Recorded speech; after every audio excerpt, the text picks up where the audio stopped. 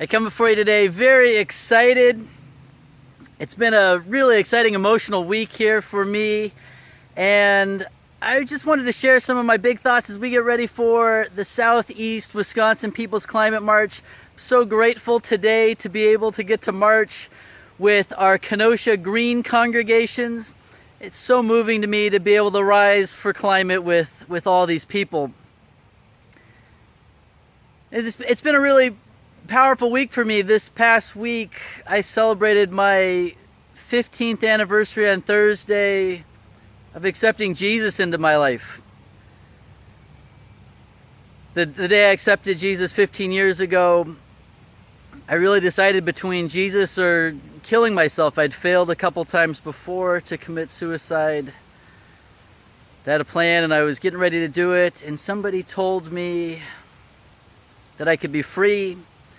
Somebody told me that even in the midst of great pain and suffering, that the Lord is near the brokenhearted and saves the crushed in spirit.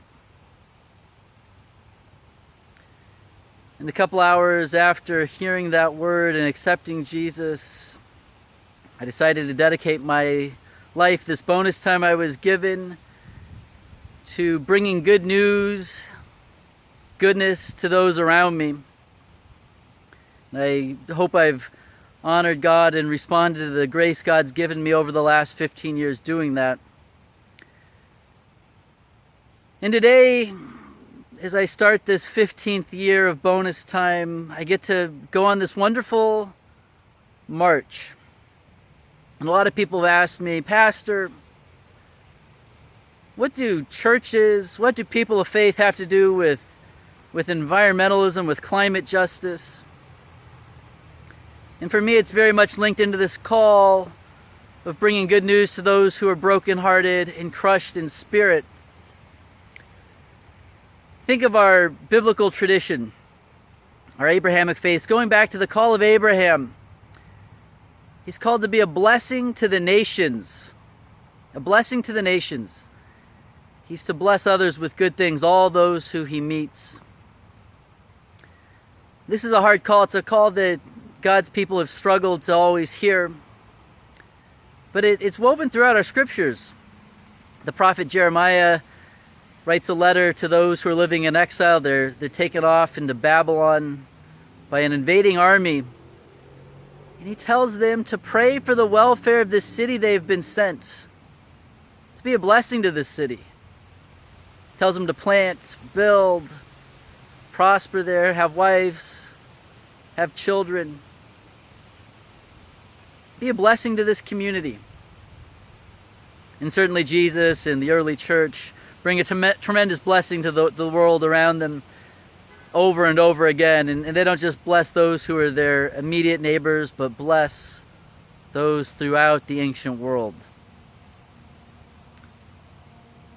And when I think about why I'm marching, why I'm so excited about today, why I'm so honored about today, it's because I hope that we can be a blessing to those around us. I want to bless those who have dirty air and really bless all of us with clean air. And so I march because I want to bless us with the gift of clean air today. And so that's why I'm rising up for climate. Today I want to bless those who struggle to find employment or good paying jobs. The church I get to serve at, we get to serve a lot of meals to a lot of dear brothers and sisters in a lot of need. And for many of them, they've got temp jobs that just don't cut it. Boy, today I'd like to bless our community. I'd like to bless all the communities of our world, of our city, of our country, with high-paying green jobs that'll lift people up. And so that's why I'm marching and rising up for climate today. Think of the communities that have been so impacted by pollution, impacted by the consequences of extraction. I think of the children that were in the first group of VBS I ever led. It was out in California, out in Los Angeles, in the neighborhood surrounding University of Southern California, USC. And it breaks my heart because in that community they started using extreme extraction methods. next to children, next to apartment buildings. They'd bring in these trucks full of acid. People would get out with hazmat suits, and they'd start pumping this stuff into the ground. And they'd have ventilators, and there'd be children running around. There'd be neighbors running around. There's apartment buildings. And I want to bless us with equitable, clean, just communities that don't dump on certain communities, that don't pollute certain communities, that don't extract, causing suffering to certain communities. I want to bless all of our communities that way, but especially our communities that suffer from climate injustice. So that's why I'm rising up for climate today. I'm rising up for climate today because I want to bless not just those who are alive right now, but I want to bless future generations. I want to bless future generations with a climate that's livable. It breaks my heart seeing California in flames this summer. It breaks my heart seeing hurricanes come in. And so I want to bless all of those who are alive now, but also bless those who come in the future with a livable climate. And so that's why I'm rising up today for climate. And on this beautiful day coming together with people of faith in the Kenosha Green congregation community, rising up with all these people from different backgrounds. I hope all of us Jesus followers, I hope all of us who follow the Abrahamic traditions, I hope all people of good intent, I hope all of us will seek to bless the world around us.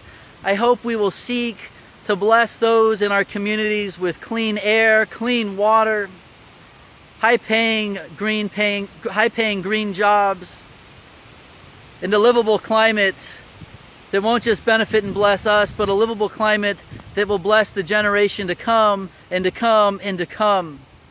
And so today, that's why I am rising up, and I hope we will continue to rise up for climate, and I hope all people of faith will continue to seek out climate justice. I hope all people of faith will continue to rise up for climate. Thank you for listening to this. Thank you for being a dear partner in all that we do, all the blessings we get to share with those around us. God bless.